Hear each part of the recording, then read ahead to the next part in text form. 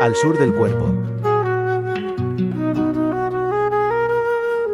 Un podcast conversacional sobre salud femenina.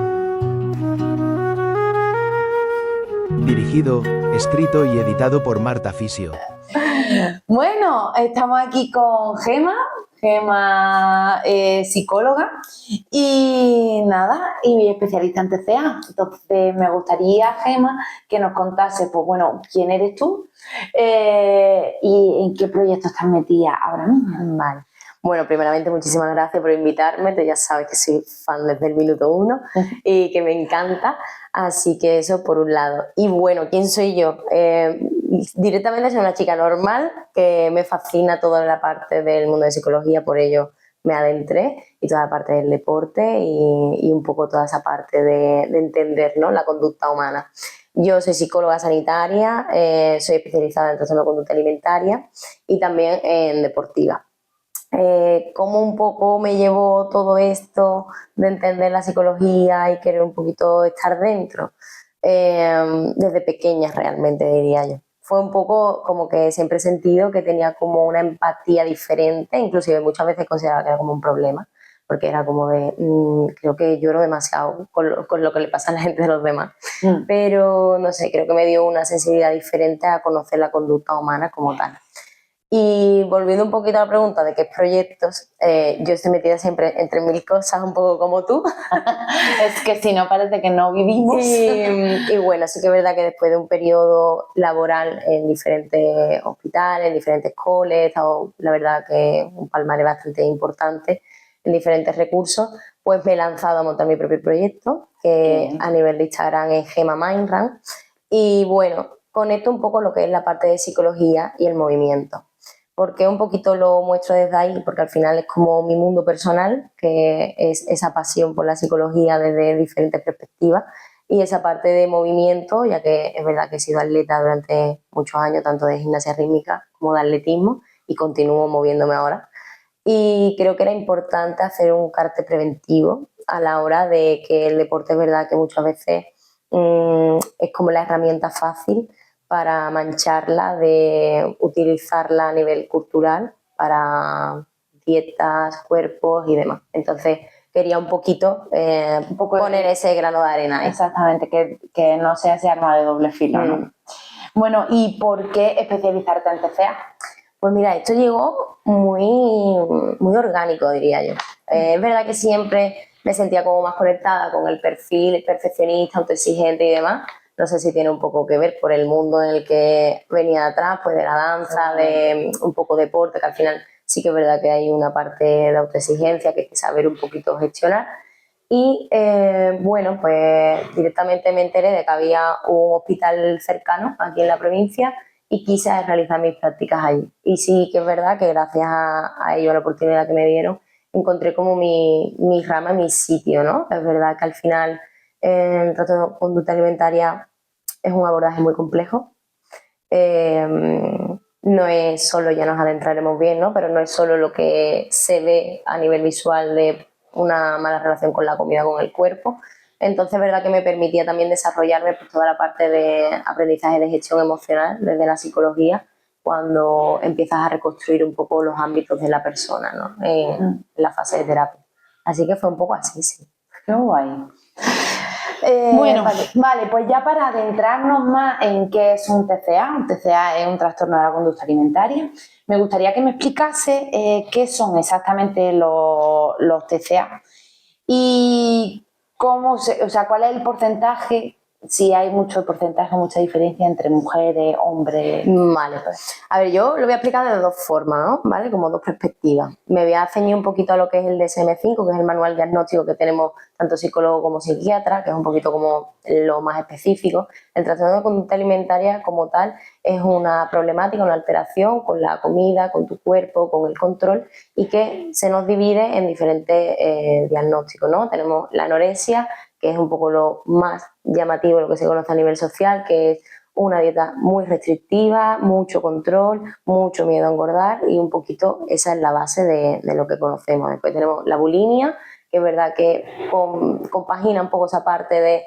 de más comida compulsiva, más vómitos y demás. Y después tenemos también el trastorno atracón, que son ingestas muy compulsivas de altas cantidades y que no tienen ningún tipo de compensación, ¿no? Y después tenemos ahí pues esa parte de otros tipos de TCA, que yo le digo que al final son como la migración del trastorno, al final la evolución. Sí, el trastorno de conducta alimentaria tiene como muchas fases, ¿verdad? Que normalmente pues son trastornos que conllevan pues una temporalidad de 1 añito, 2 añitos e inclusive un poquito más, dependiendo de cómo va evolucionando, de las características de alrededor que tenga esa persona, y puede ir migrando, es decir, podemos comenzar pues desde una parte más restrictiva y después salir y tener una parte más compensatoria como una bulimia. Entonces puede ir migrando el trastorno en diferentes categorizaciones como los tiene. Esta es la parte como más científica, que muy bien, pero a mí me gusta un poco explicarlo en consulta. El trastorno de conducta alimentaria es mucho más allá que eso. Al final es un salvavidas que utiliza la persona en un momento de sufrimiento de su historia de vida brutal y que es la única herramienta que tiene en ese momento para poder gestionar un poco todo lo que siente que se ha descontrolado. Entonces, por nuestra parte, lo que intentamos desde la parte de terapia es hacer entender que esa herramienta que le sirvió en su momento y fue válida en ese momento, aunque conllevara unas consecuencias atroces en su salud, no es sostenible en el tiempo, porque al final lo que hace es destruir el organismo de la persona, ¿no? Son trastornos muy agresivos a nivel orgánico, llegando a ciertos extremos, y eso es lo que intentamos un poco a través de la terapia llegar a hacer entender y entender desde a fondo de dónde provienen estas conductas, ¿no? Y respecto a lo que me comentas de si es más porcentaje de hombres y mujeres, es sí. verdad que no te puedo dar un dato exacto ahora mismo, no tengo el artículo en la mente, pero sí que es verdad que a nivel social siempre se ha hablado que a nivel femenino hay un mayor porcentaje, es una realidad, pero sí que es verdad que no me quiero pillar los dedos porque a nivel masculino, desde unos años atrás, sí que es verdad que se está dando mucha presión también, sobre todo a la parte más de un cuerpo más esculpido de gimnasio, lo que se llama vigoresia, y sí que es verdad que también hay bastante presión, lo que pasa que por la cultura y la presión social de que el hombre a nivel emocional no expresa tanto, aunque cada vez vamos cambiando más, se conocen menos casos, pero realmente sí lo hay. Pero sí que es verdad que la presión social reina en mujeres es brutal y continúa. E inclusive me atrevería a decir que ahora con más peligro, porque nos meten la presión con una máscara de bienestar brutal. Sí, sí. Sí, total. Es que todo esto de... el otro día leí también el hacer 10 pasos de skincare no es autocuidado, es como compras compulsivas y demás, el utilizar productos para... Digo, es que es verdad. El estar todo el rato como, no, es que hagas 6 horas de crossfit a la semana y salgas a correr 3 días y no sé qué, no sé cuánto, es autocuidado y es como... Hay que tener mucho cuidado y es un depende, porque oye, quien le gusta tener skincare en casa, perfecto, o sea, yo soy un desastre, pero genial, pero la verdad, en plan, yo tengo 3 pasos, me cuesta hacerlo, pero bueno, igual. No pasa nada, pero sí que es verdad que a quien le gusta es genial, pero hay que mirarse muchas veces adentro de si realmente es porque yo quiero o necesito eso para sentirme alguien y sentirme aceptada dentro de toda esta vorágine que hay. Sí. Pero bueno, sí que es verdad que es muy particular. Sí, es particular. ¿Crees que esto que estamos hablando del TCA se da, claro, siempre se ha escuchado que es más en mujeres y más en niñas adolescentes, o cuando empieza el cambio de cuerpo y demás, ¿no? Que además en las mujeres como que es bastante más heavy el cambio que en los chicos, yo creo que también... Sí. ¿Crees que ahora pasa igual, que sigue siendo más en adolescentes o ya se va viendo también en mujeres de más avanzada edad? A ver, realmente es cierto que hay una prevalencia y por desgracia cada vez más pequeñas. En chicas, pues bueno, que ya no me atrevo a decir ni adolescentes, ¿no? Porque hay, por desgracia, un repunte muy, muy grande en quinto y sexto de primaria. Estamos hablando que todavía están ahí en la preadolescencia. Es cierto que se ha puesto mucho foco en la adolescencia, que es verdad que hay un repunte de casos muy importante, que a día de hoy pues está todo aún más fomentado con todo el tema de redes sociales, que tienen sus partes buenas, pero hay que saber gestionarlas en pequeños. Pero sí que diría que a día de hoy, en mujeres de más avanzada edad, están poniéndole nombre. Y quizás no es que hayan surgido ahora, sino que se han podido permitir el ponerle nombre a algo que venía de atrás y que bueno, que quizás nunca se han permitido pararse a ver si esto está dentro de la norma o no. Entonces sí que diría que hay una prevalencia aún mayor en adolescencia, pero que en edades avanzadas de mujeres quizás hay peor relación con la comida de lo que parece. Vale.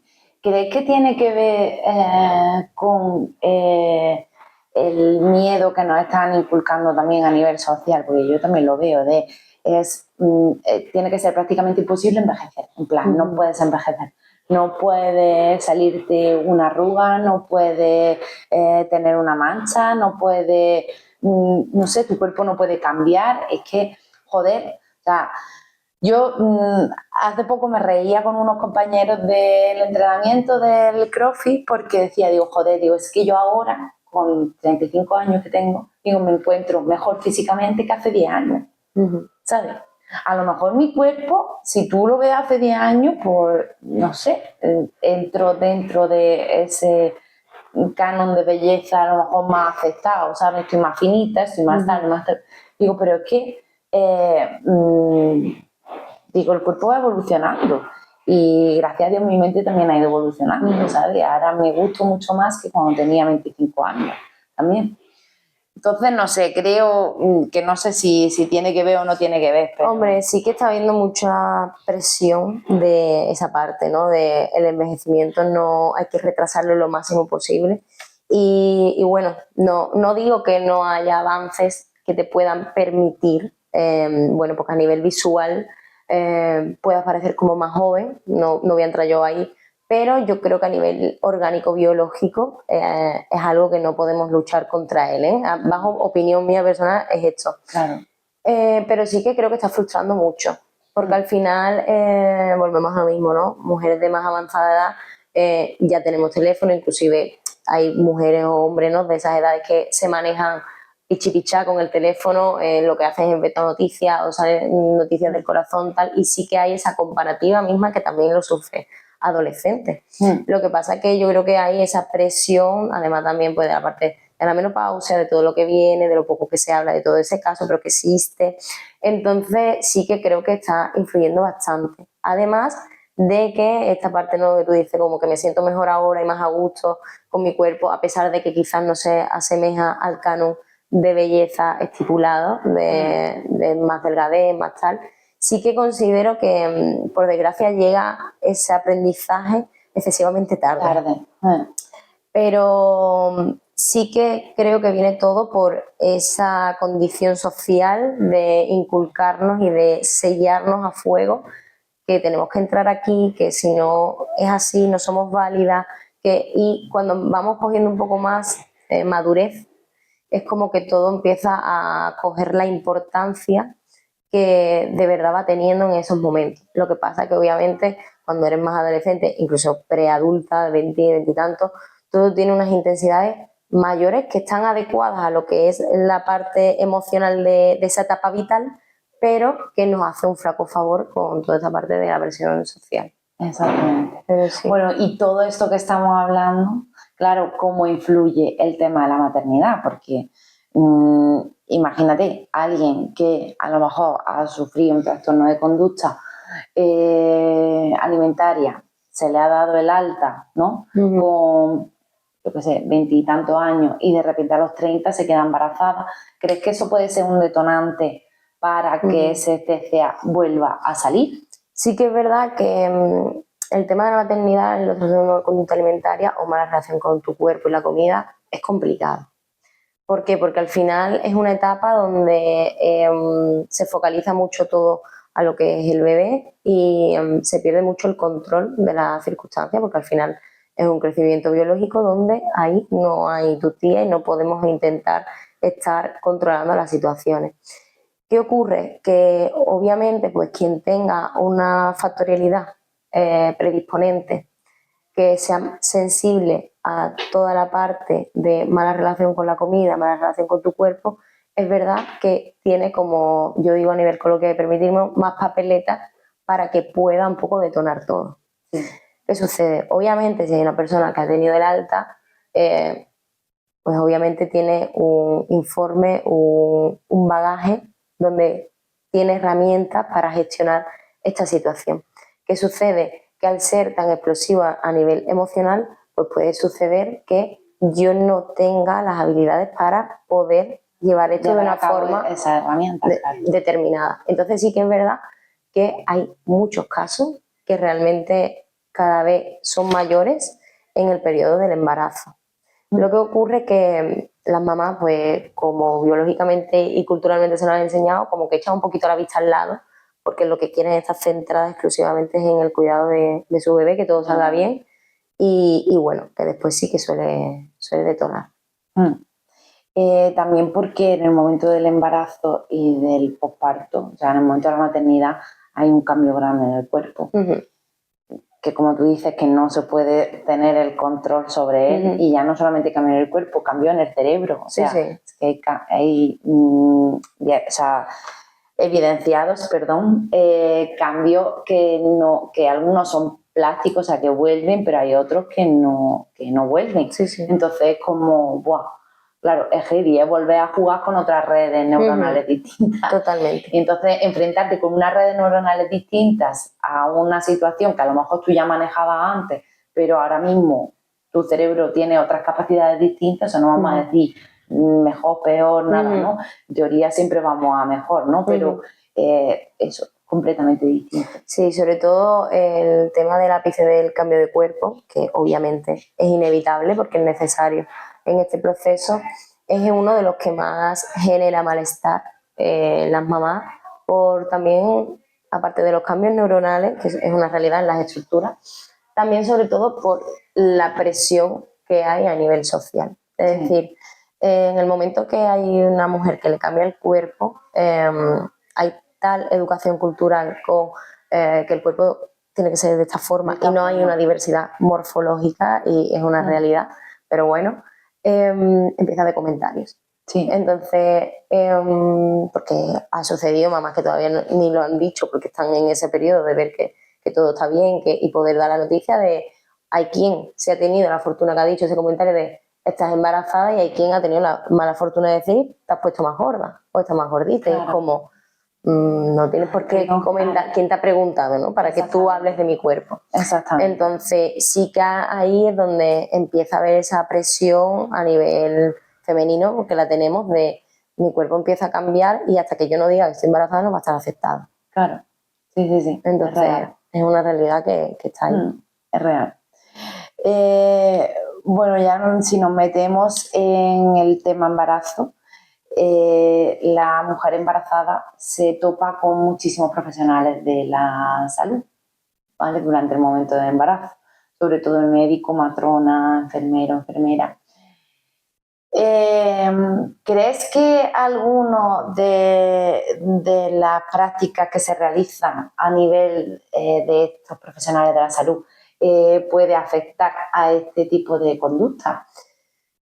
A ver, esto es un tema un poquito controvertido, porque sí que es verdad que estructuralmente, vamos a empezar desde ahí y después ya hablo un poco de la parte profesional, estructuralmente a nivel sanitario, para facilitarnos, quiero pensar, al profesional sanitario entender a qué nos dedicamos cada uno, se han dedicado a diversificar pues el ginecólogo, el cardiólogo, psicólogo, fisio, que obviamente es necesario, ¿vale? Porque no podemos saber uno de todo.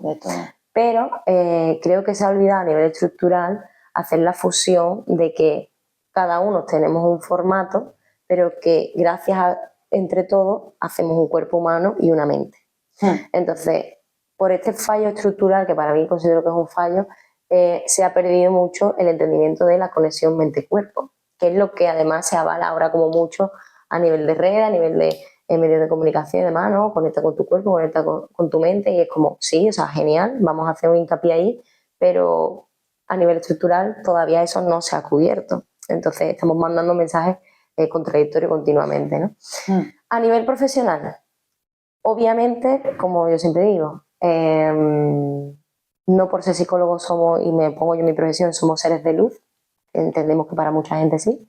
Hay compañeros que serán seres de luz y opinarán de mí lo mismo y habrá gente que considere que no soy ningún tipo de ser de luz, ¿vale? Entonces, obviamente sí que considero que hay profesionales que no tienen ninguna base a nivel de gestión emocional a la hora de compartir ciertas informaciones con las pacientes. Y obviamente hoy porque nos estamos centrando en embarazo, pero de cualquier tipo de patología emocional. Porque al final creo que da mucho miedo adentrarse en toda la parte de las emociones, porque es tan incontrolable en muchos casos que no es como muy científico-matemático, aunque obviamente psicología es una ciencia, no quiero que se entienda lo contrario, pero sí que tiene ese carácter también social, tiene ese carácter humano que no todos los profesionales llegan a sentirse cómodos haciendo ese tipo de competencias en consulta. ¿Qué sucede? Que obviamente pues hay meteduras de pata y con las embarazadas pues hay muchas. Pues una, ¿no?, es desde el hecho, como me comentabas tú antes, ¿no?, de mamás que llegan a la consulta y que antes de decirte hola ya te están pesando. Claro.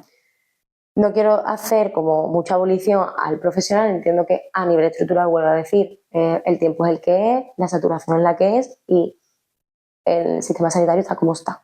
Y ya no me voy a adentrar a hablar en la parte psicológica del mundo público, ¿no? Que ya esto es otro cantar. Hay compañeros fabulosos en la pública y no digo que no, porque los conozco, pero obviamente con unas limitaciones estructurales para poder dar un trabajo de calidad que no son reales. No. Entonces, esa es la dificultad.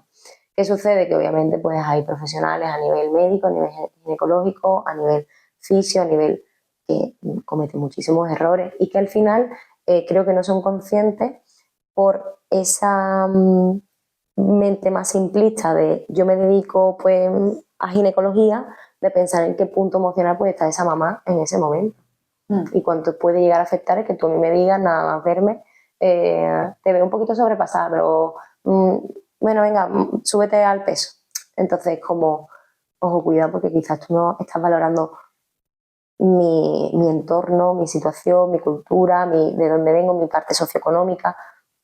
Es que hay muchas cosas que valorar. Yo creo que antes que subir a un peso, o sea, que el peso en sí dice poco, habría que preguntarle a la mamá, pues eso, oye, ¿cómo estás comiendo? ¿Cómo estás durmiendo?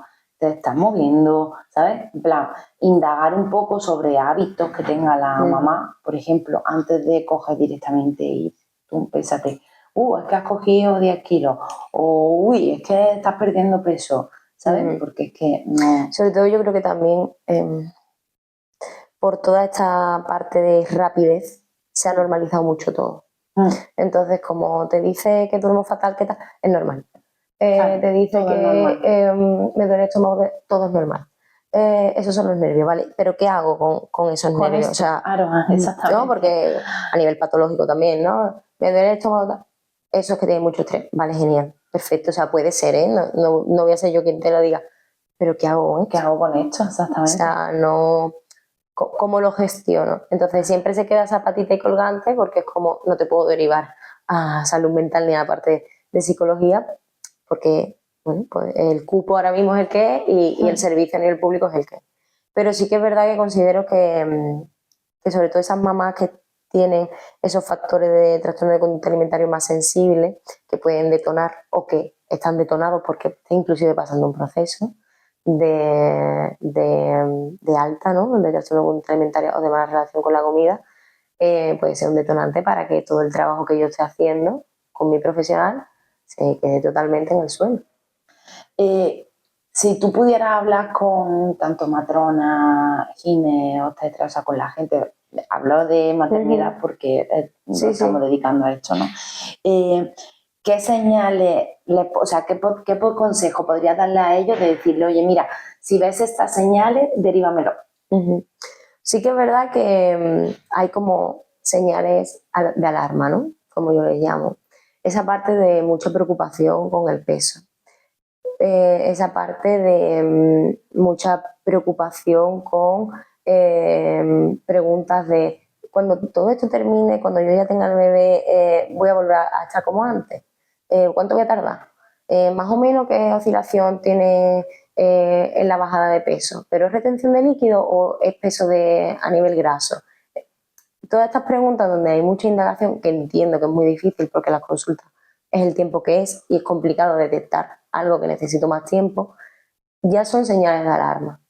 Porque obviamente a todo el mundo nos preocupa nuestro peso, por donde la cultura occidental que tenemos es así. O sea, todo el mundo hemos tenido un momento y tenemos momentos de miedo a una subida de peso que pueda ser excesiva y que yo no me encuentre. Obviamente hay que tener una parte de equilibrio, no nos podemos ir ni al extremo más alto ni al más bajo, pero obviamente ya intrínseco tenemos ese miedo. Y con las mamás todavía más, porque al final la atención durante el embarazo se centra en que el bebé esté bien y esa persona ya no existe. O sea, tú simplemente eres como, con perdón de la expresión, la persona que lleva... Sí, el contenedor. Y ya está. El huevo Kinder, totalmente, totalmente. Y entonces es que es literal, que tu función de llevar bien a ese bebé sea válida. Todo lo demás no importa. Entonces, señales de alarma, que haga muchas preguntas sobre el peso, que esté como excesivamente preocupada en la vuelta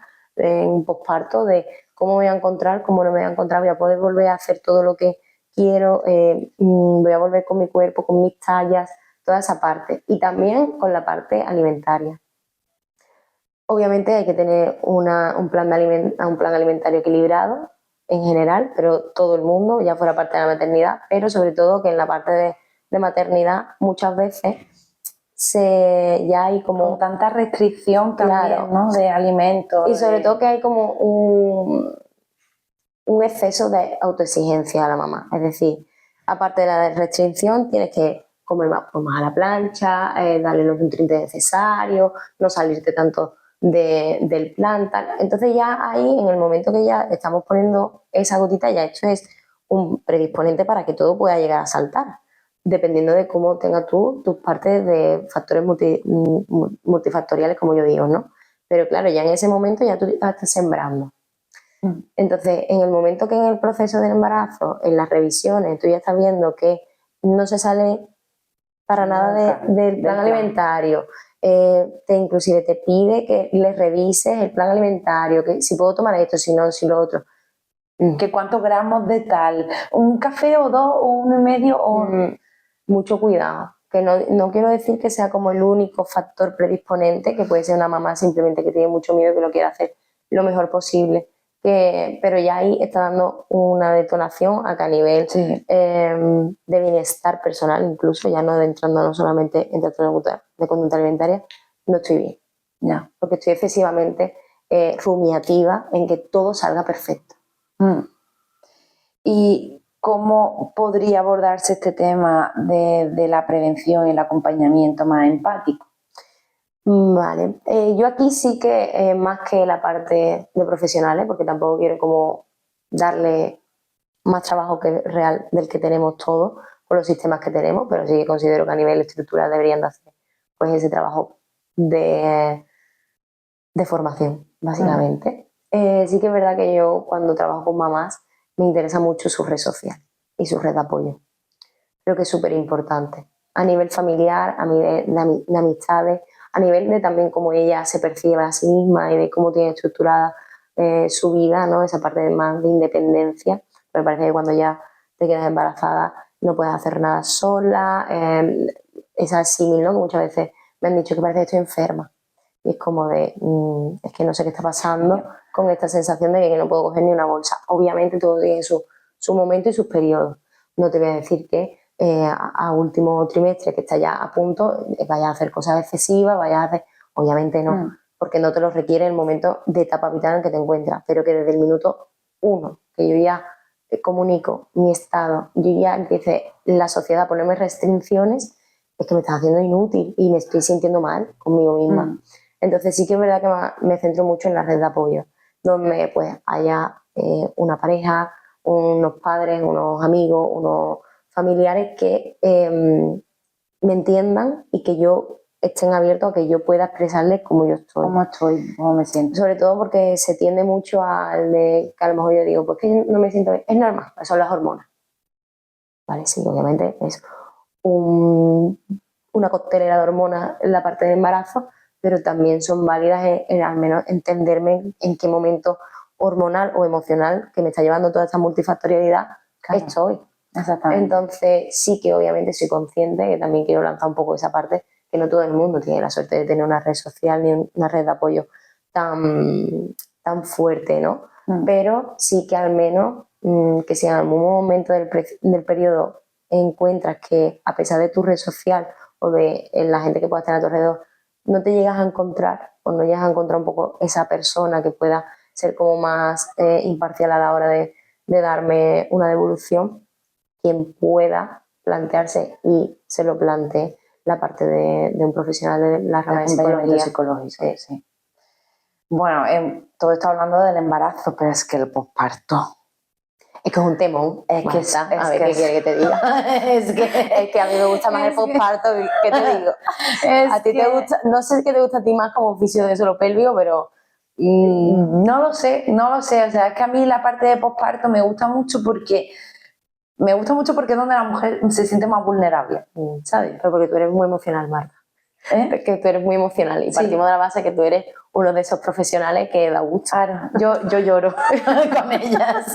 En plan, ellas empiezan a llorar y yo cojo otro Kleenex y lloramos juntas. Claro, pero es que el posparto es un temor. El posparto es mucha tela porque, claro, si ya partimos, si antes decíamos en el embarazo, bueno, pues el cambio, tal, no sé qué, es un cambio que además se conoce, porque es un cambio que tú sabes que va a salir de barriga. ¿Qué pasa? Que yo creo que la expectativa es solamente me va a salir barriga, ¿vale? Pero no, tú cuando empiezas a coger peso, crecen los pechos porque tienen que crecer los pechos, ensanchar las caderas porque tienen que ensanchar las caderas, ¿sabes? Puedes retener más o menos líquido y verte más ancha, menos ancha, ¿sabes? Entonces, pero bueno, es un cambio que tú ya lo tienes en tu cabeza. El problema es cuando llega el posparto, ¿vale? Y se juntan varias cosas. Uno, que la mamá deja de ser importante, porque claro, la mamá pasa de tener controles con analítica, ahora te ve la matrona, ahora te llama el médico, ahora el gine, no sé qué, ahora una ecografía, ¿vale? Y de repente ya está el bebé fuera y ya se acabó el control, ¿sabes? Ya no, la mamá ya no importa, ¿sabes? Y la mamá, joder, acaba de pasar un proceso muy heavy porque un parto a nivel biológico, o sea, es que es un proceso heavy y duro. Sí, total. Y de repente tiene una criatura pequeña que tampoco sabe ella cómo funciona, que tampoco la conoce, que tampoco nada, que le han dicho además que se tiene que enamorar de esa personita pequeña a primera vista, que también puede no pasar. Y joder, y también te enfrentas a que tu cuerpo, obviamente, porque esto es obviamente...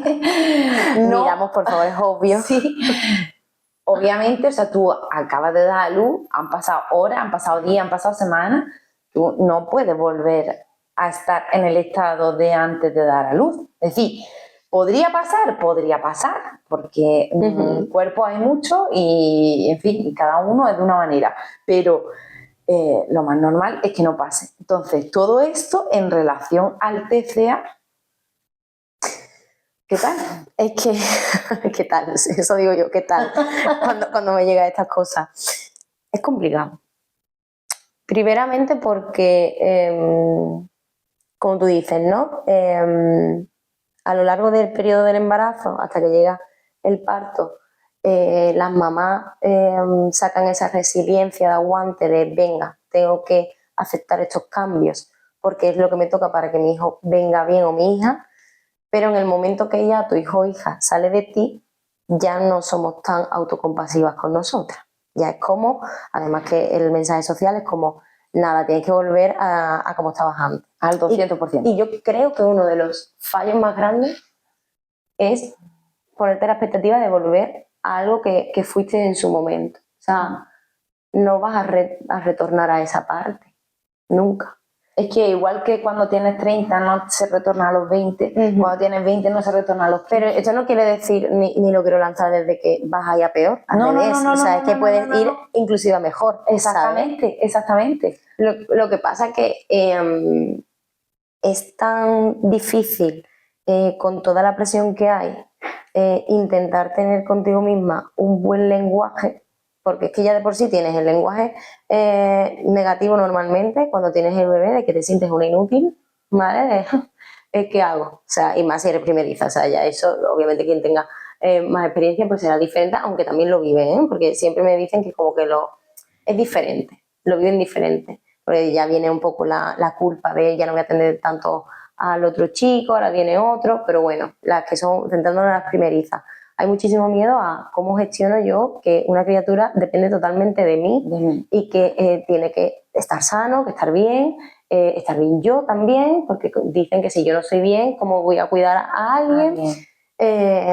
Pues también hay otra parte que es la parte pareja, que también genera un cambio y todo vuelve a ser diferente hasta que pase unos meses, cómo gestiono también tantas visitas de familia cuando yo no quiero ni verme, entonces hay muchas cosas. A nivel de trastorno de conducta alimentaria, pues es un momento donde ahí te diría que detonan más que en el embarazo. Más que en el embarazo. Detonan en el posparto. ¿Por qué? Porque en el embarazo es eso, ¿no? Está esa resiliencia y aguante, aunque se estén, como yo digo, reconcomiendo por dentro, de que es necesario para que mi hijo o mi hija venga bien. Pero en el momento que pasamos esa línea y ya nuestro bebé está en el mundo, ya no hay ese aguante. ¿Por qué? Porque yo siento que necesito verme con esa imagen que tengo de mí de 10 meses atrás, 9 meses atrás, y no me veo otra persona totalmente diferente. Entonces es un duelo. A mí, cuando hablamos de duelo, como que a nivel social lo tenemos muy asociado a una muerte de alguien cercano, tal, pero hay duelo a nivel, como yo digo, trascendental de tu propio cuerpo, ¿no? O sea, yo siento que igual que cuando eres niña y pasas a mujer, hay un periodo muy crítico donde están los mayores factores detonantes de un trastorno de conducta alimentaria, y pienso que cuando hay una factorialidad muy predisponente a una mala relación con tu cuerpo o la comida, es donde en el posparto suele saltar. ¿Por qué? Porque al final viene esa parte de quiero volver a controlarlo todo, ahora ya no tengo tantas restricciones porque como que me puedo cuidar inclusive peor, aunque mi salud se vea dañada porque yo ya no tengo a nadie dentro, y inclusive voy a apretarme la tuerca, como yo le digo muchas veces, al máximo para intentar volver un tiempo récord. Y lo que no desconocen muchas mamás es que, corrígeme porque probablemente tú sepas el dato mejor, pero yo muchas veces lo hablo con ella, de que hay estudios incluso que yo he leído que se tarda de 1 a 3 años en volver a un estado basal de mujer, de ser humano, sí, normal. Claro, estamos hablando, y con ese estado es hormonal, emocional, o sea, hasta que se normalizan un poco todas esas emociones, empiezas a aceptar porque tienes un niño que va a seguir creciendo, que sabes que necesita unos cuidados, hasta que empiezas a aceptar todo eso, hasta que empiezas a tu cuerpo digamos, a pararse. Hay muchas mamás que me llegan y es como, ¿cuántos centímetros de diástasis tengo? Y es como, tío, has pasado la cuarentena, plan, relájate. Y ya la intento tranquilizar y decir, mira, es que la diástasis, si eres madre gastante además, hasta que no pasa más o menos un año, yo no puedo decir que esto está instaurado como tal, que podemos trabajar para que no vaya más si veo una cosa súper exagerada o si veo... Pero es que lo que yo te diga ahora, a 40 días de tu parto, es que es irrelevante. Sí, además, es que no me importa, sí, o sea, me importa ver un poco cómo trabaja tu cuerpo, ¿sabes? Para ir guiándolo a que no tengas el día de mañana ni dolores en la espalda, ni, ¿sabes? Ni tengas problemas. Digo, pero ¿cuántos centímetros de diástasis tengo? A los 40 días de embarazo, o sea, de posparto, es como... Pero porque yo creo que también se ha estipulado mucho la cuarentena. Es como, tras 40 días, tú ya puedes funcionar con normalidad. No, pero es que esto es irreal. Entonces, creo que hay mucho mensaje de ese, mucha presión. Pero sobre todo también en la multifactorialidad que puede detonar un trastorno de conducta alimentaria o una mala relación con la comida. Creo que en este caso del posparto también es la parte del control. Hay mamás que por parte predisponente pues son más perfeccionistas, son a nivel de personalidad más controladora, ¿no? Y claro, el hecho de sentir que todo está en el aire, que todo está en una incertidumbre constante, le genera muchísimo, muchísimo malestar. Porque además también hay una pérdida de identidad cuando eres madre. En plan, tienes que adentrar tu identidad, que tú sientes que eres tú, con una nueva funcionalidad que es ser mamá. Entonces, aquí hay los dos factores, ¿no? Que normalmente pasa así, que se pierden en ser madre exclusivamente y pierden todas las funcionalidades que también puedes llegar a tener siendo mujer. Que obviamente pues va cogiendo más fomento por etapas. Obviamente, pues a lo mejor ahora tengo que ser más madre, después tengo que ser, puedo ser más amiga, puedo ser... Entonces, que es algo que también cuesta mucho entender a las mamás. Pero centrándonos en el trastorno de conducta alimentaria, lo que sucede es que en el momento que hay muchísima incertidumbre, yo necesito controlar algo. Y ese algo va directamente al cuerpo, además por todos los comentarios que se suelen llegar a tener, ¿no? Porque no es la primera vez que me vienen, por desgracia, con comentarios recibidos a los 4 meses, 5 meses de, uy, todavía no está en tu peso de antes, ¿no? Y es como, pero ¿por qué volvemos otra vez a solamente dar valía a una persona a través de un cuerpo? O sea, no sé, primeramente ni quién te ha pedido la opinión y segundo, porque solamente tenemos instaurado la valía de mujer, sobre todo, y aquí me voy a centrar en ella, lo siento, de que yo valgo algo a través de una figura corporal. Entonces, ahí es donde mayormente, cuando acuden a consulta, que normalmente suele ser pasado el tiempo, porque es como, ¿cómo voy a hacer aquí un momentito para mí? En plan, ahora mismo, tiene que ser dentro de más tiempo. Y al final, cuando buscamos un poco el origen de dónde vuelve a detonar todo esto, o detona, suele ser un poco en esa parte de la búsqueda rápida de volver a mí y sentirme en zona de confort de nuevo. Claro, es que además hay un montón de frases motivacionales como vuelve a ser la de antes, conviértete en tu mejor versión, vuelve a entrar en tu ropa, ¿sabes? Y es como, uff, qué pereza. Es que es la vida Mr. Wonderful, como yo digo, sí, en plan, de verdad, agotada. Sí. O sea, me quiero referir que aquí uno ha tenido la agenda de Mr. Wonderful y demás, pero que hay que saber gestionar, porque es que muchas veces estamos en puntos tan emocionalmente complicados que obviamente pues el mensaje no es bueno para todo el mundo. No. Obviamente no nos podemos hacer cargo de todo lo que decimos para que a todo el mundo le llegue bien, pero sí que ese carácter crítico de filtrar, que es lo que falta a día de hoy, que no filtramos nada y que lo que el primero que nos digan es lo que es la verdad absoluta. Entonces, es algo que el pensamiento crítico es muy necesario en el desarrollo del ser humano desde las edades de la adolescencia para poder discernir en qué sí y en qué no. ¿Qué sucede con esto? Que a nivel corporal no se tiene esa capacidad o es muy difícil desarrollarla porque al final es un bombardeo constante.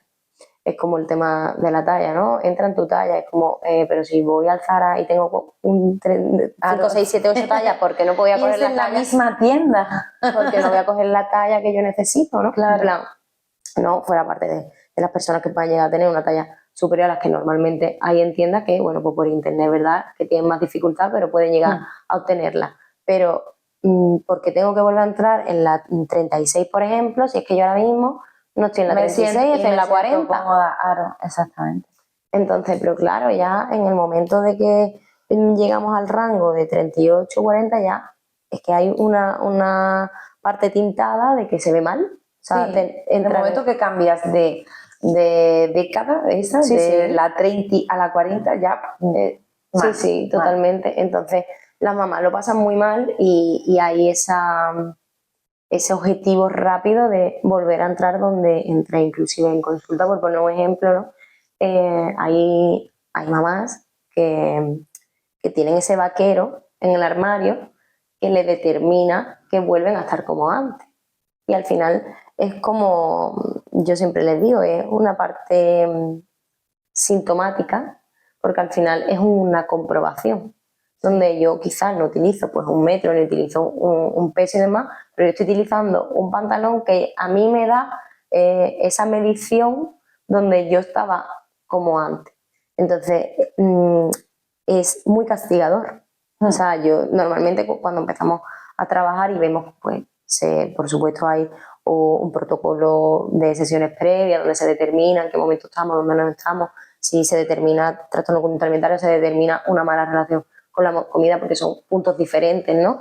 Que no me gusta generalizar como todo como trastorno, donde sacamos para afuera esas prendas. O sea, adiós, o sea, la tiramos, la guardamos muy lejos, normalmente la tiramos porque lo que hace es, tiene una connotación castigadora para ti, sí, de donde, aquí es donde tengo que volver a llegar. Bueno, pero es que a lo mejor o no llegamos o cuando llegues es que ya ni está de moda ese pantalón. O sea, exactamente, ya no te gusta. No pasa nada, Fuera. ¿sabes? Ya no me identifico con él. Entonces son pequeñas cosas que te digo, que están muy normalizadas, porque como hablábamos antes de empezar el podcast, te decía, por desgracia a nivel social tenemos como microsíntomas que yo le llamo normalizados.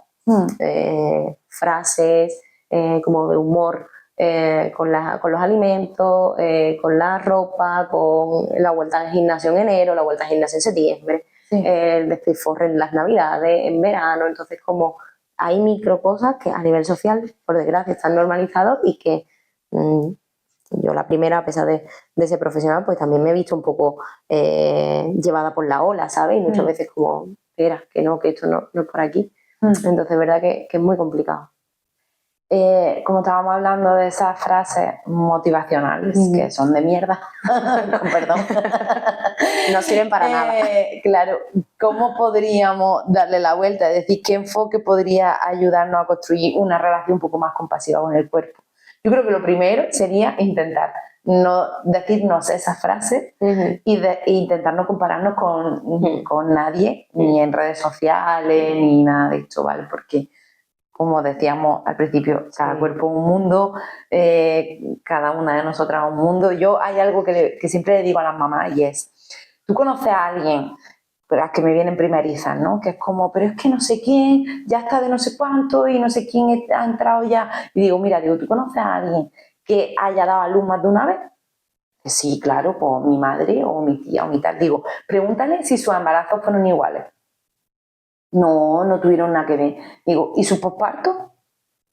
No, tampoco. Digo, pues si en una misma mujer el mismo proceso y generalmente con la misma persona de acompañamiento, ¿vale? Es tan distinto, ¿cómo puedes pretender tú compararte con alguien que ve a través de una pantalla? Que es que además lo que tú muestras a través de la pantalla es lo que tú quieres mostrar, no lo que es la realidad, que eso también es otra cosa que es como... Es complicado. Hay quien muestra más naturalidad en redes, pero hay quien no, y aunque te muestren natural, obviamente yo selecciono qué quiero mostrar. Exactamente. Vamos, yo ahora que me encuentro en el tema de mi proyecto en redes, es una realidad. O sea, yo muestro lo que yo quiero mostrar, que es mi parte profesional, mi parte de movimiento, un poquito así que yo me encanta charlar y un poquito más de cercanía, pero yo no muestro, por ejemplo, ni mi familia, ni muestro aspectos míos más personales, porque no me interesa, básicamente, porque mi perfil no está enfocado en eso.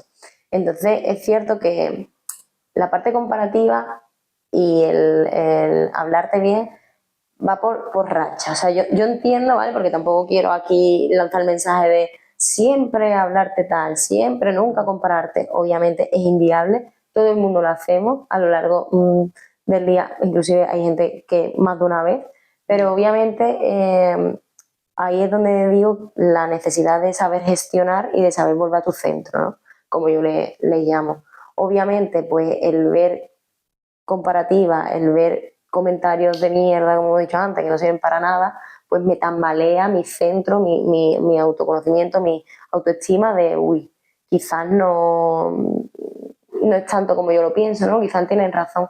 Entonces es verdad que nos dejamos un poquito llevar por la ola, pero ahí es donde tienes que tener la gestión para volver a ti y decir, espera, ya está, se me ha ido un poquito, 2 minutitos, ya está, volvemos otra vez. Soy una persona totalmente válida, diferente, no puedo ser la misma, mi embarazo está siendo totalmente distinto, tengo una red de apoyo de X características, tengo más facilidad para poder ir a profesionales de carácter privado o público, sí, no, depende. Entonces todo eso hay que tenerlo en cuenta. De cara a cómo podernos hablar, como tú me has dicho en la pregunta, y no tener un autodiálogo tan dañino. Sí que es verdad que yo me baso mucho en la parte de psicoeducativa con las mamás y en general con los pacientes a la hora de entender la realidad de cómo va el cuerpo. Sé que como que es muy básico porque yo muchas veces cuando me vienen a consultas como, no, sí, yo ya esto lo sé, ¿qué me va a contar? Que el trastorno conducta alimentaria va así, tal, que tengo estos síntomas. Digo, y además les corto mucho, pero que yo tengo un poco una decaída de arena, se lo digo, sí, pero si de verdad lo supieras, no estaríamos aquí. No estaría aquí, claro.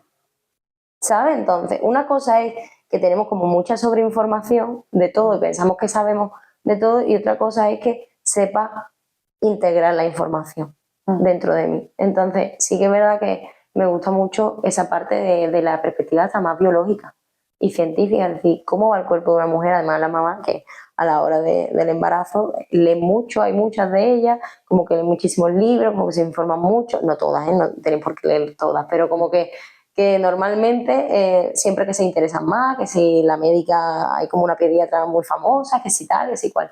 Entonces, utilizar al menos esa base científica que nos dan a nuestro beneficio, es decir, intuyo, no me he puesto nunca a leer un libro de eso, la verdad, no ha sido mi momento, la verdad, pero obviamente hay una base científica donde te explica cómo va el cuerpo de la mujer, cómo evoluciona, cómo tal.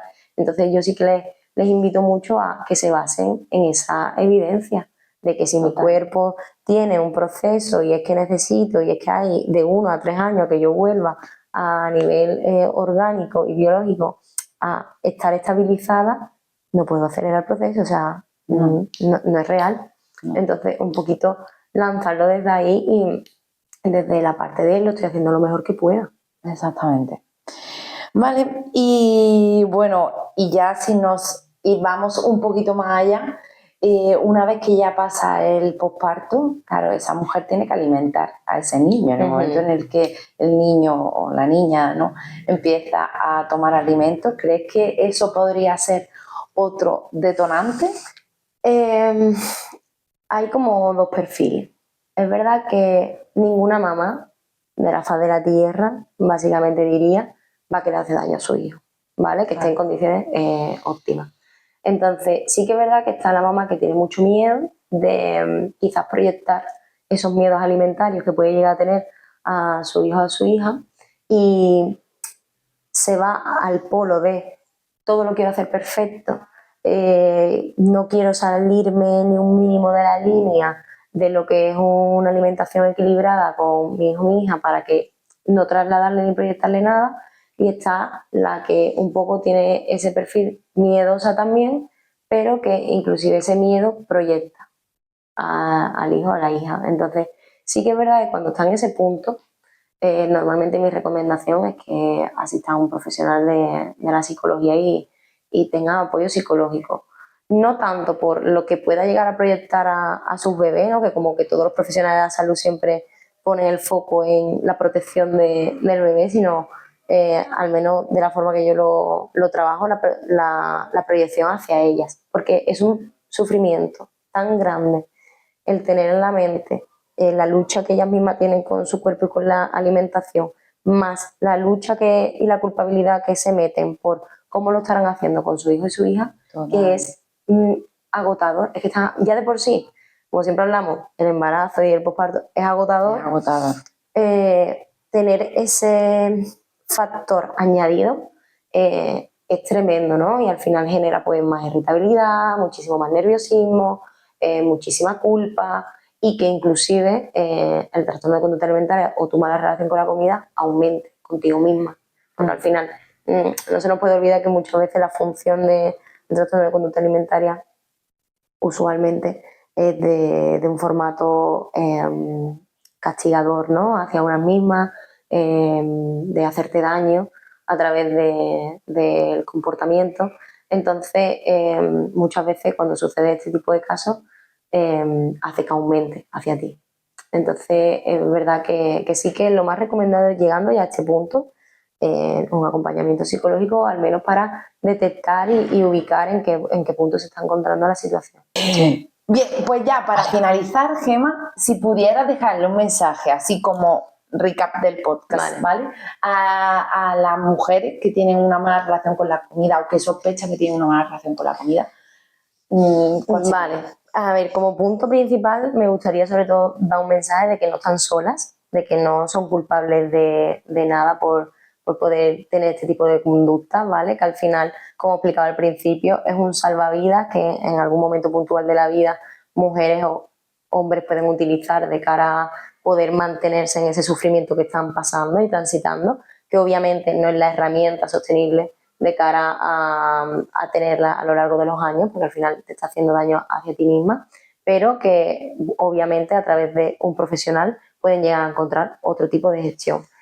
Como otro ápice así para que quede como cosas claras, durante el embarazo, sobre todo que se observen, porque suele tener este fenómeno de resiliencia, ¿no? De madre, de querer que toda la evolución del embarazo vaya bien para que mi bebé venga sano, que obviamente es totalmente lícito, pero que no repriman emociones, que es una realidad que existe, porque después cuando viene el posparto y ya su hijo está en el mundo, su hija, y empieza a verse como una persona individual y un bebé que tiene al lado que cuidar, es donde empiezan normalmente a detonar todos esos malestares, toda esa mala gestión emocional, toda esa parte de la gestión con la comida, y que empieza a haber un autodiálogo muchísimo más destructor que cuando están embarazadas. Entonces sí que diría que esos 3 ápices son los más importantes que se lleven del podcast de hoy.